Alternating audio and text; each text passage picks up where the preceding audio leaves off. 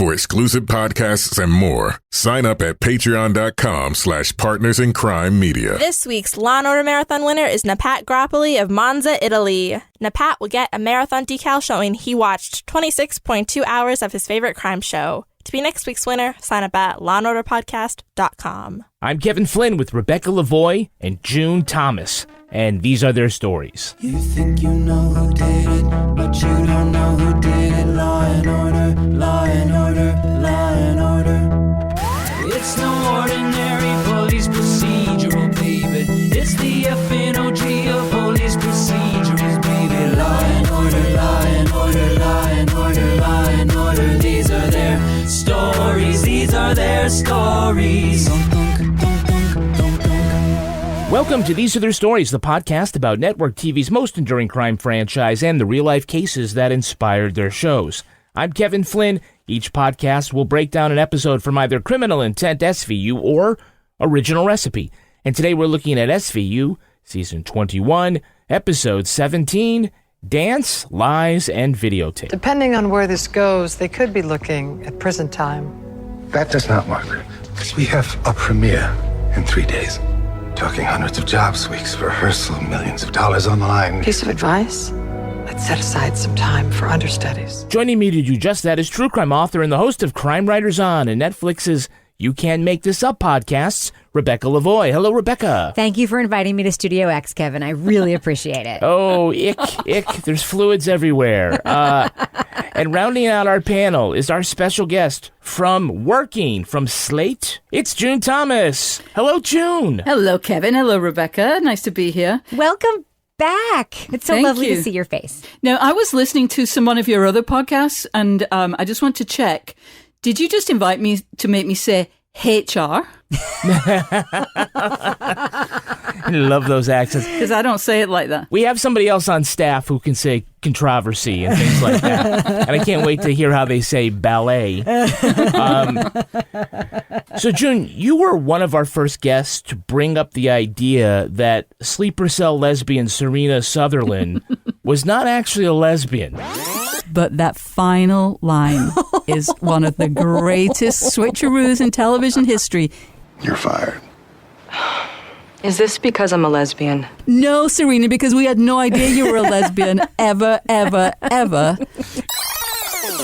Which gave us, the rest of us straight people cover so we can say things like, no, we didn't actually think she was a lesbian either. Now, is it true that nobody actually finds that funnier than actual lesbians? Definitely. Well, I mean, I think there must be there's some room somewhere in lesbian headquarters that's called the "Is it because I'm a lesbian" room? It's classic. Lesbian HQ. HQ. But actually, this ties in because you have a project that is kind of similar. You have a book coming up. Similar to this? I do. It's on a theme. It's related. It's only 3 years away from coming out. Everybody get ready to put your money down. No, I am indeed writing a book about lesbian places, and Serena Sutherland I think she will be maybe about half of the book, at least. Maybe 3/4. Great. Yeah. Opening scene for sure. 100%. And then you can borrow our audio clip. No, she's not a lesbian. June, of all the franchises, which two cops are your favorite detective team? Favorite Law and Order detective team. I don't know if they've ever been a team, and I also don't know what I originally said on my first appearance on this show. I'm not telling you. I love Carisi and Rollins. I don't know if I know they're maybe together in some other ways. I don't know if they were ever partners in that other way, but I love Carisi. I love everything about him, and Amanda really grew on me. So I'm gonna go out on a limb and say those two. That is a solid pick. No, you're not crazy. No, I gotta say, Carisi has grown on me in a huge way. Yes. I saw that episode the other day where he was an inmate, before he was cast as Carisi, where he was an inmate during the one of the death penalty episodes. And I was like, wow, so what did Dick Wolf see in him that he cast him as this guy? But he's grown on me a lot, and I love him as the ADA. Yes. I really do. Yes, he's also, to predict your next question, he's also my favorite prosecutorial team. What? I didn't even get a chance to play the song. Okay, here it is. Favorite Law and Order District Attorney Prosecutorial Team. You're the first to pick Carisi as favorite prosecutor. Congratulations. Thank you. We're going to send him a telegram to let him know. He went to law school. You know, I did not ever catch him in that episode you just I don't think I've ever seen him in anything else, and he's so good. He's great. And he's such a nice guy. His mom loves him. He is good as well. He's got nieces. It's just we get you that ginger ale, you're going to get upset someday. All right, now let's take a look at the first half of this episode, SVU Season 21, Episode 17, Dance, Lies, and Videotape. Such a stupid name. Well, pity the poor dancers of the National Ballet. Just when they think they haven't done the lamest Swan Lake meets River Dance mashup in TV history, the choreographer tells them, you did. Brad decides to cheer up Delia by bringing her to Studio X, and the X stands for sex. Unbeknownst to the ingenue, they're on videotape, and their foute de fucking is all over the internet.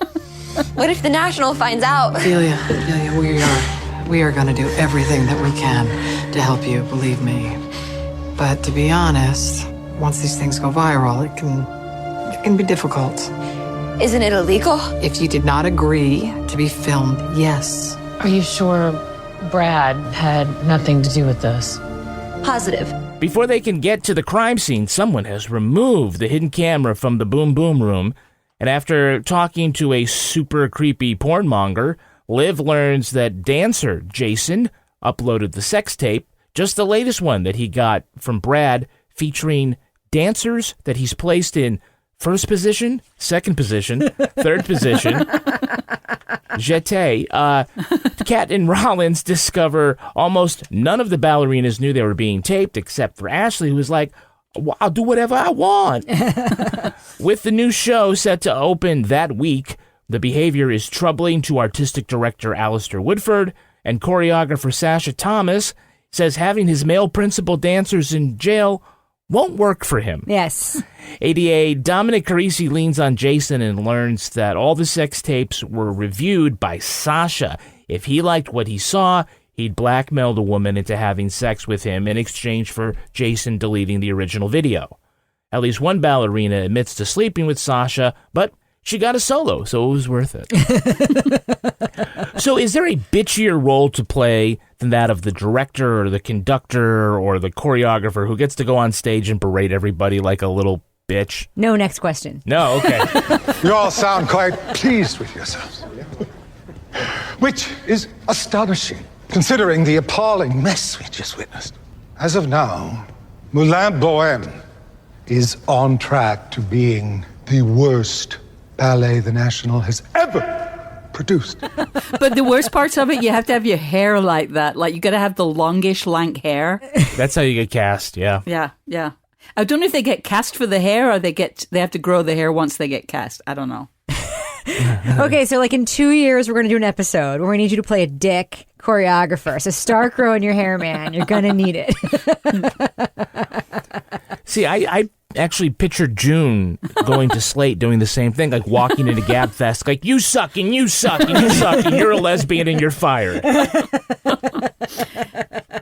I don't know, June, about you, but like every time SVU tries to do like arts, like especially like New York arts, and they're portraying something as being like the fancy thing, it is always the worst thing I've ever seen. There's this ballet one. There's always like the weird river dance thing with the three women like playing the violin and the like. What do you think of like? And this was filmed, by the way. Like it looked like it was filmed at Lincoln Center. But it also happens like if they have it at a rap concert, and it's all or a nightclub. No, it's always. I'm sorry. The fine performing arts are the best arts on SVU. June, this was filmed like on location, right? Like at Lincoln Center or something. There's a Broadway theater at 8 a.m. Yeah. What did you think about the actual arts that we got? Oh my God. It was like, sometimes if you've had really a lot to drink, it's a wedding and you suddenly start to like get on the dance floor and do I'm doing an artistic interpretation.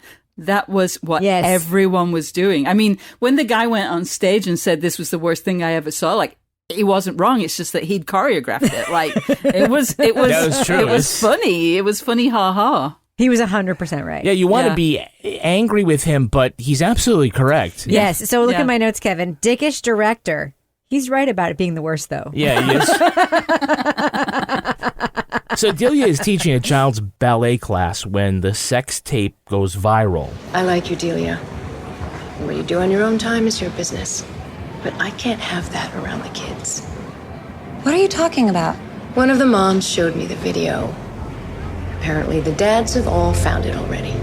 So I want to know, which one of the mommies has a ballerina porn Google keyword alert?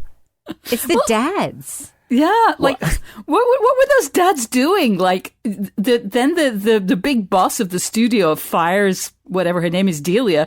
She should have fired the dads. What the hell were they doing? Watching little girls do ballet while watching porn? That's the creepiest thing I have ever heard about. Not just porn, ballerina porn. Tutus. Like, it's not the ballet teacher who's the problem. It's the dad who whacks it to the ballet teacher, right? So she checks out the porn site, and it has more than one ballet porn clip. Are you ready for the names that were listed? Okay. Remember, this is eventually going to run at 2 p.m. on USA when this gets on basic cable. They were hardcore ballerina sluts. Virgin ballerina gets used hard. Oh, my God. Hot ballerina can't get enough. And my favorite, flexible ballerina gets stretched after practice. It's called rehearsal. Jesus. The fuck? Some producer who loves sports called it practice. It's called rehearsal. There's no such thing as play practice or ballet practice. God damn it, writer's room. Get your shit together. So somebody had a meeting and they said, okay, this is what we need for this episode. We need a page that looks like a Google search. And you got to come up. We'll give you. Can you create a little thumbnail? It's like a Pornhub search. Yeah. And like later on, we do get to see the stills from all those different sex tapes that go around. And while all the ballerinas are having sex, like their arms are out, like in like fifth position, like wonderful all graceful. Yeah, the wonderful extensions with their wrist on. Who fucks like that? They don't fuck like that. Legit, all I can think of is Len and Carrie Ann from Dancing with the Stars being like, wonderful! 10! You are a weapon of mass destruction. I will say, June, I kept thinking, I don't know if you've ever taken ballet. I haven't, except when I was like 6. But those positions hurt. And like, and it's are their you talking job. the ballet positions? Yeah, but or are you talking about getting fucked on a bar? It's their job, right? So if they want to have sex the way that they do their job, it would be the equivalent of like you sitting at a desk typing podcast scripts while also having sex, and that is a feature on the pornmonger site. Like, that's insane, right? I can't believe that there aren't 25 thumbnails with that, and I don't want to imagine what the titles would be. Yeah. Well, the other thing is, like, she didn't take her point shoes off, so like she's also probably just like her feet are bleeding while she's getting, I can't even say it, but like none of it makes any sense. I think also can't believe that we haven't commented on the fact that the ballet is called Moulin Bohème. Like, were those the only two French things? Like, could they not get croissant in there or something? Like, Moulin Croissant would have gotten my ticket much easier. What the hell kind of name is that? Moulin Pommes Frites. It's going to open to great acclaim. Man, just, I'm trying to imagine, like, having all that graceful sex with the ballerina and, like, getting her, like, to do those poses. Dude, I'm just lucky if she'll point her toes. All right, let's take a look at her. Hey, it's that guy. Hey, it's that guy. Who is playing Alistair Woodford, the artistic director? I hope we can keep this private. We open a new ballet this week, ironically, starring Brad and introducing Delia. You keep me posted. Give my best to Raphael. I don't know, but he has an amazing voice. My God. Like, yes. Wow. His name is Patrick Page. You can see him now as Pike Phillips on or in The Heights on HBO Max, maybe a theater. I don't know if people are going to theaters. He's best known as Mr. Page Davis Oh, from the Trading Spaces? From Trading Spaces. He's way too old to be with Paige Davis. What the actual hell? Well, she declined to take his name and go by Paige. Oh, okay. Which was good. Who can forget that episode of Trading Spaces where the woman hated everything her neighbor did in the living room and had to leave and cry? Oh my God. Who forgot the episode where Hildy stapled all those paper flowers to the bathroom wall? That show was bananas. Yeah, it was a great way to take out all your rage on your neighbor. That's what that was. I'm going to put soundproofing in all these walls. There was one episode, I know this is off topic, where she did a beach-themed room and literally brought in like a truckload of sand and put it...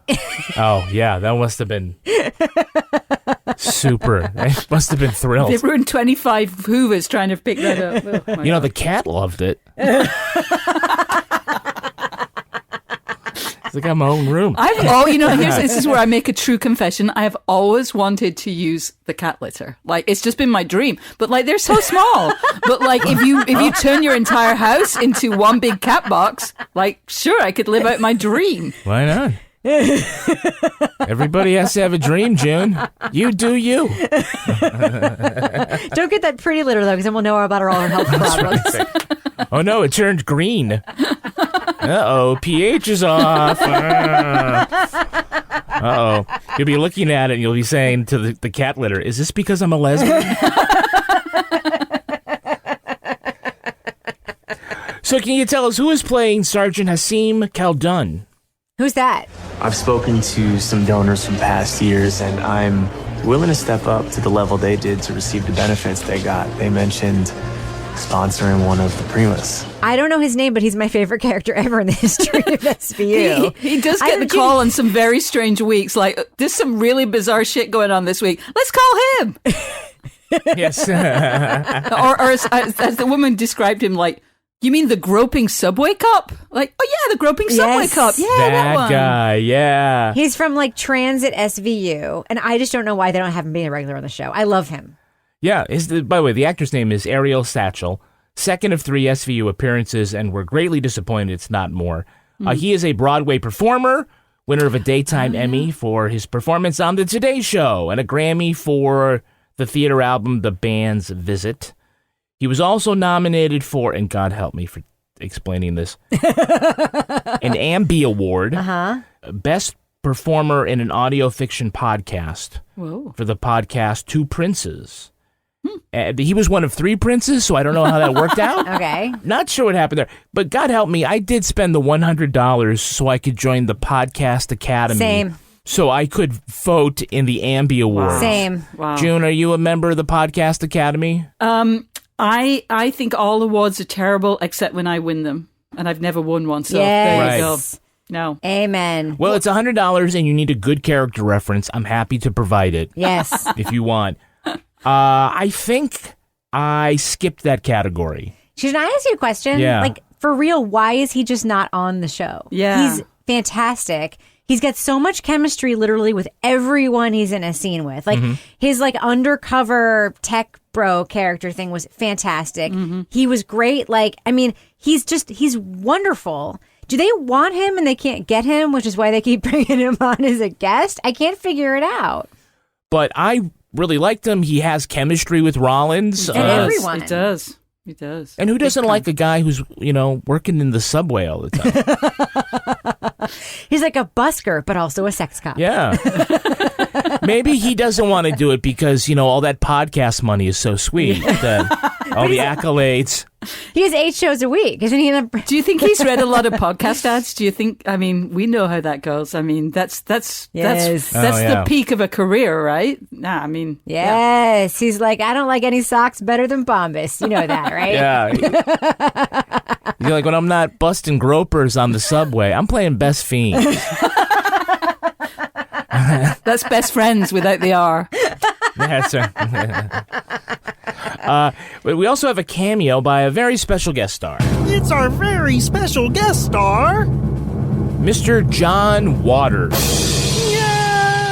Famous filmmaker and director, 2 Law & Order appearances. He's playing the pornmonger listed in the credits as pornmonger. Ballerina getting nailed in a tutu. That's the whole genre. But what isn't?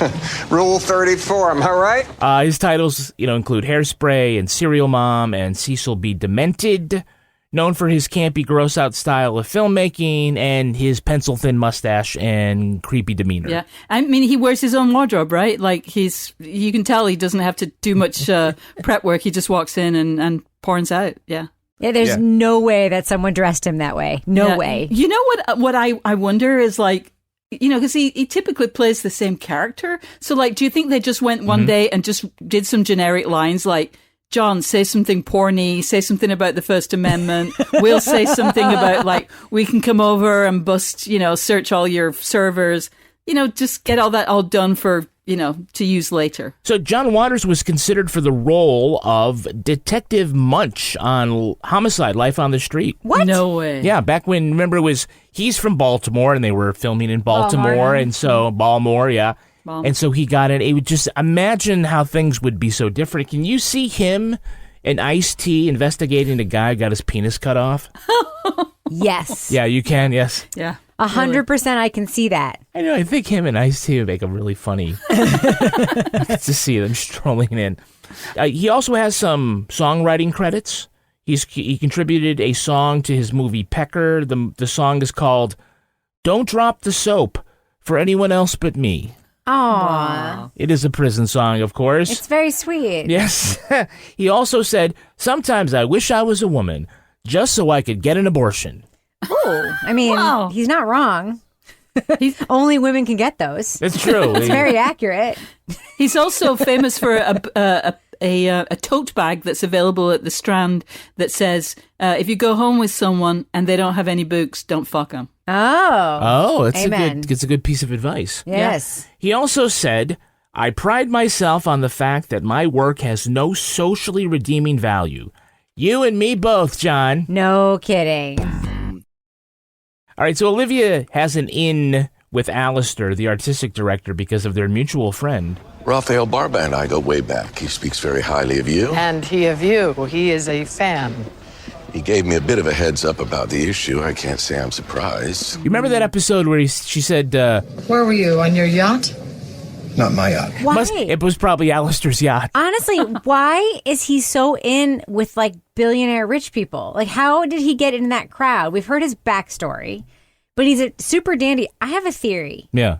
My theory is... Is it that he's a lesbian? No, that after growing up, what is it called? The barrio, which is not a word I would use. It's a word he uses. Right. If he grows up there, I think he maybe got married once to someone super rich that he went to law school with. And now he has a lot of money because he knows all these people with so much money. It doesn't make any sense to me. I mean, I bet he fixed a lot of parking tickets in his day. There you go. No, I have no...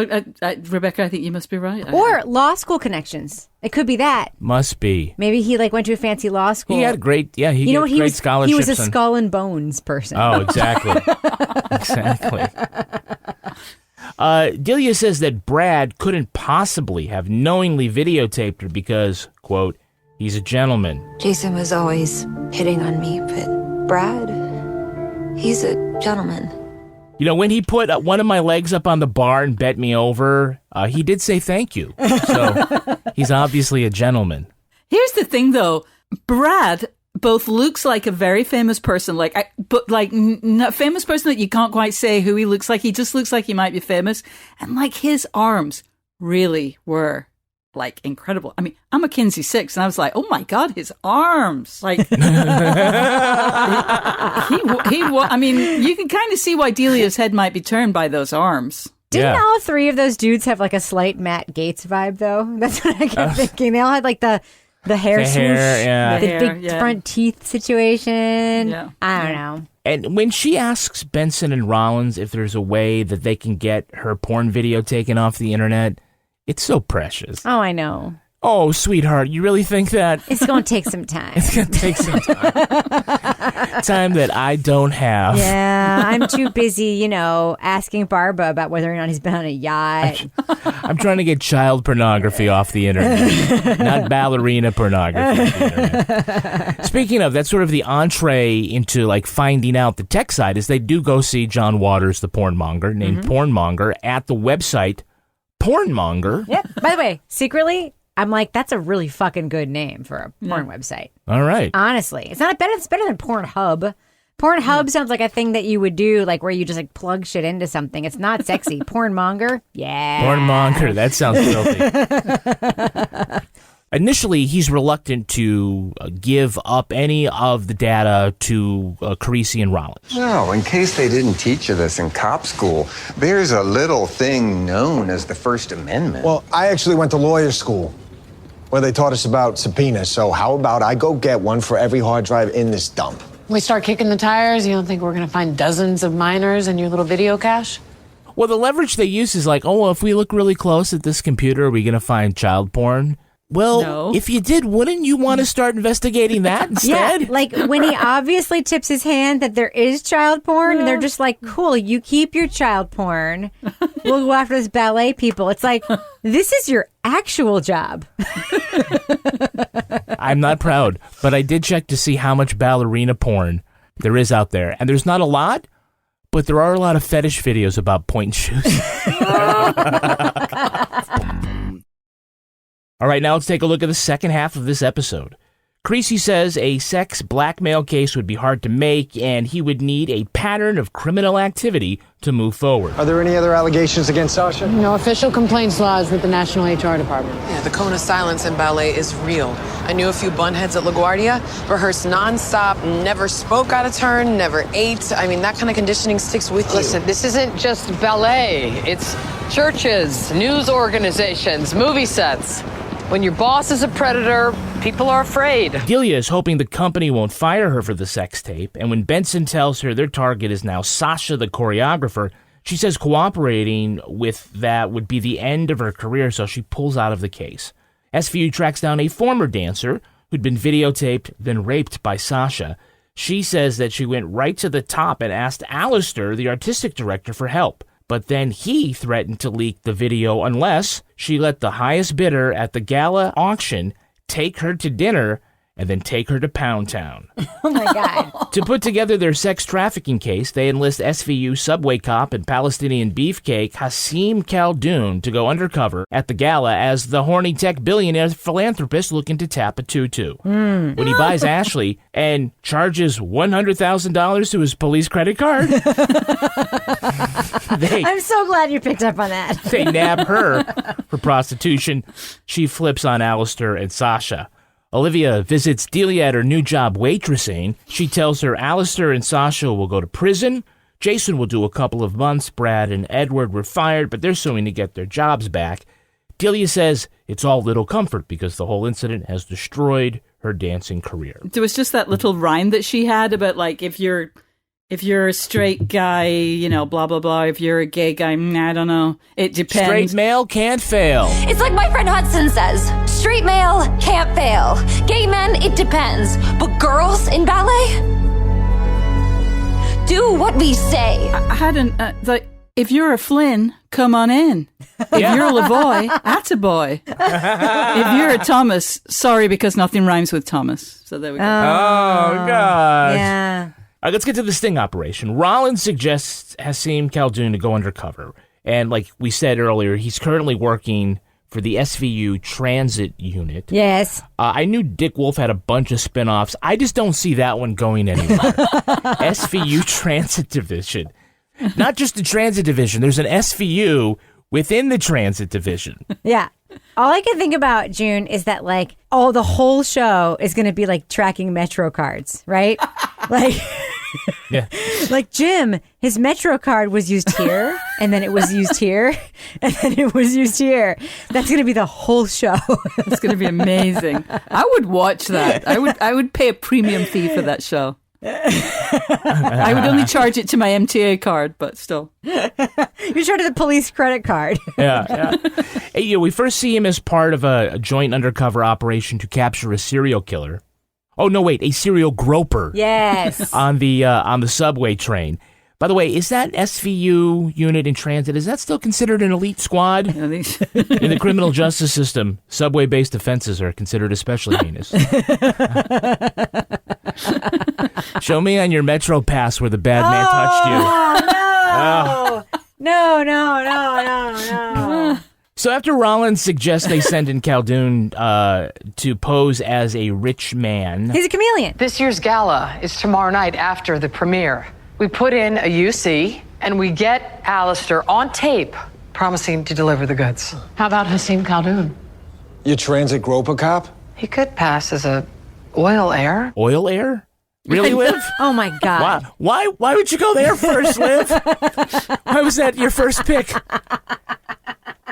There are no Jewish Arab tech giants that didn't come to mind? No? Or anybody in any other profession?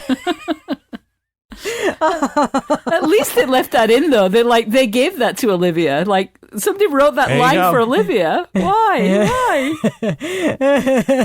Way to tap in your inner Stabler. Because they're going to have the glossed over racial reckoning season later, and they want that to be one of the things she reflects upon. after going there first. By the way, he would have had to affect a very problematic accent to pull off that undercover. Yes. My father, the Sultan. You could just see where that was going. But to maintain his cover as a high roller, he decides that he's going to outbid everybody. Would a six-figure commitment take Ashley off the auction block? You would take Ashley anywhere you'd like to go. I have a suite reserved at the Park Bologna.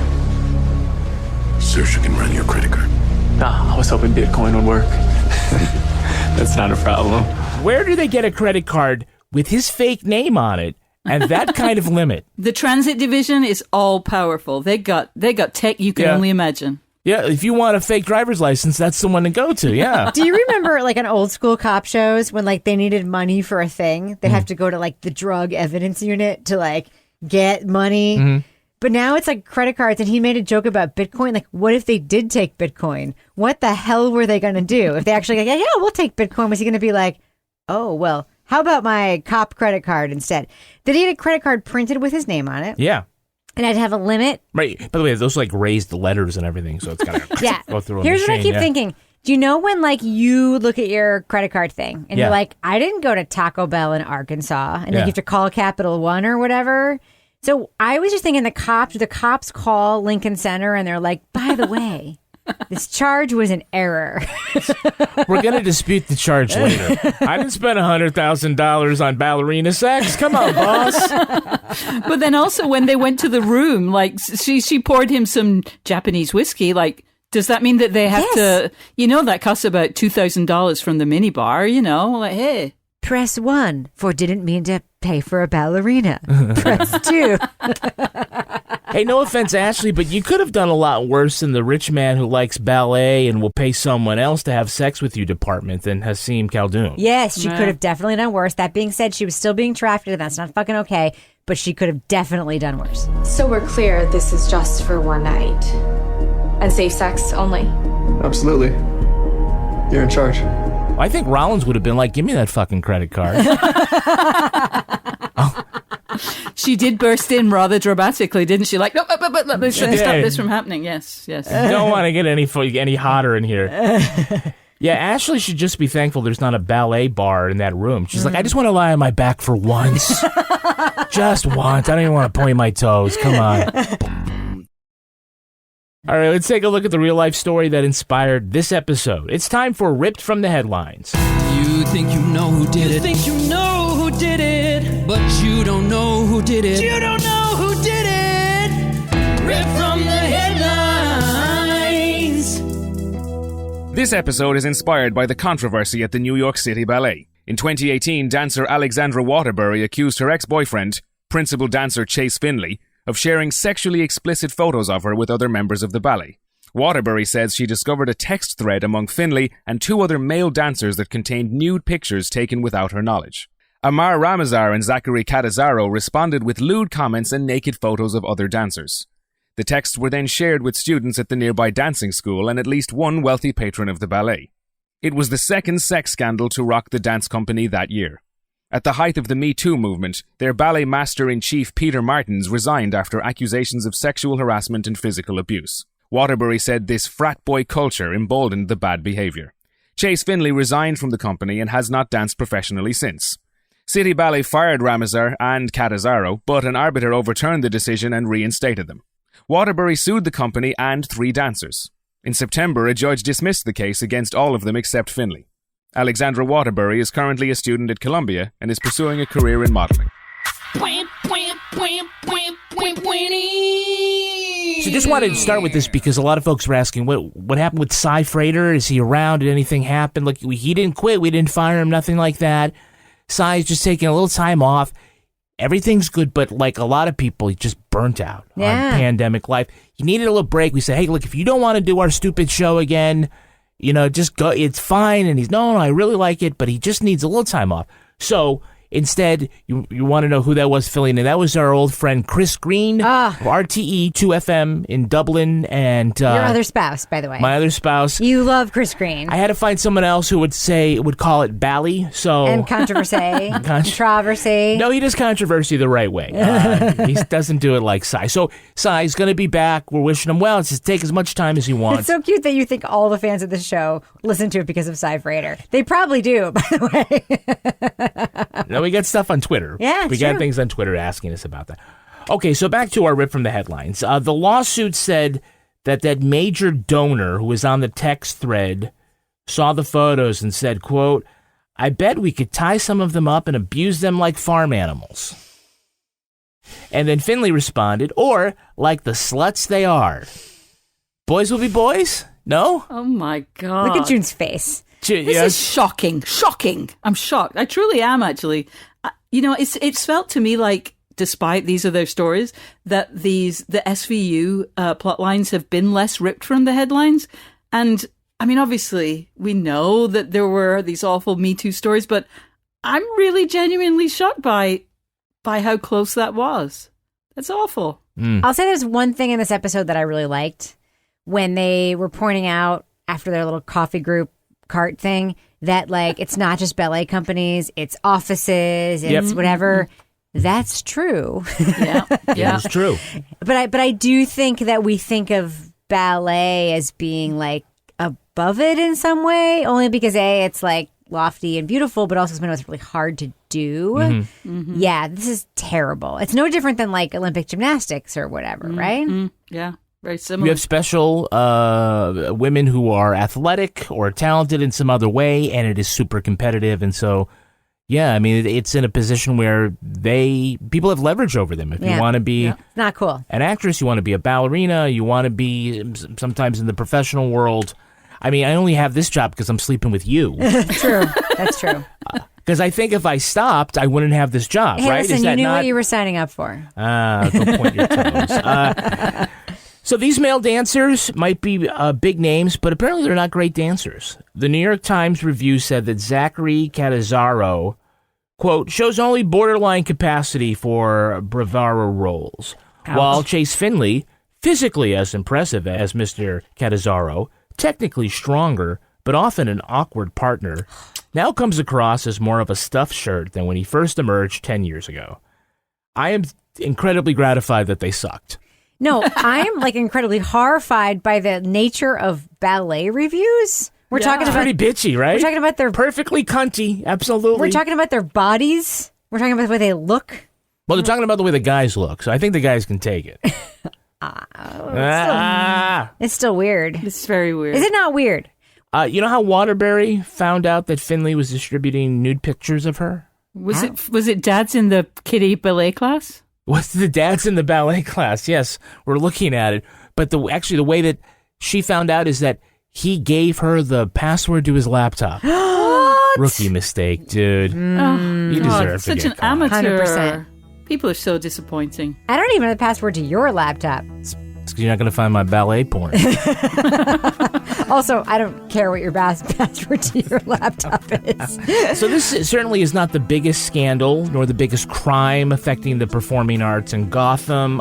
We did a criminal intent episode, June, based on the 1980 case of a violinist who was murdered on the roof of the Metropolitan Opera during intermission, and her body was thrown down the air shaft during the second act. It was in that case that police found that there were various semen stains from multiple people on the curtain. And man, I thought they just threw tomatoes if they didn't like the show. That is going to do it for us. We want to thank our very special guest, June Thomas. June, where can our listeners follow you online? They can find me on Twitter at June Thomas. And Rebecca Lavoie, how can listeners follow you? Well, if I'm not in Studio X, you can find me online. I wish you were in Studio X. On Twitter. It locks from the inside. And Instagram with a curtain at Reb Lavoie. And you can track me on Twitter at Kevin P. Flynn. You can also tweet to us at Law & Order Pod, or follow us on Instagram at These Are Their Stories Podcast. Our newsreader was Chris Green. Our theme music was composed and performed by Uncanny Valleys. Line editing by Henry Lavoie. Content assistance from Travis Roy. Lily Flynn handles promotions. To get ad-free episodes of These Are Their Stories a week early, sign up for Stitcher Premium. All clips in this podcast were used in compliance with the U.S. Copyrights Act fair use exemption for criticism and commentary. Go to lawandorderpodcast.com and sign up for our newsletter for a chance to be our next Law & Order Marathon winner.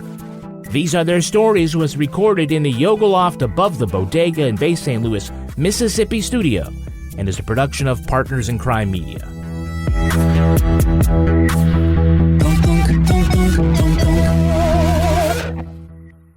Partners in Crime Media.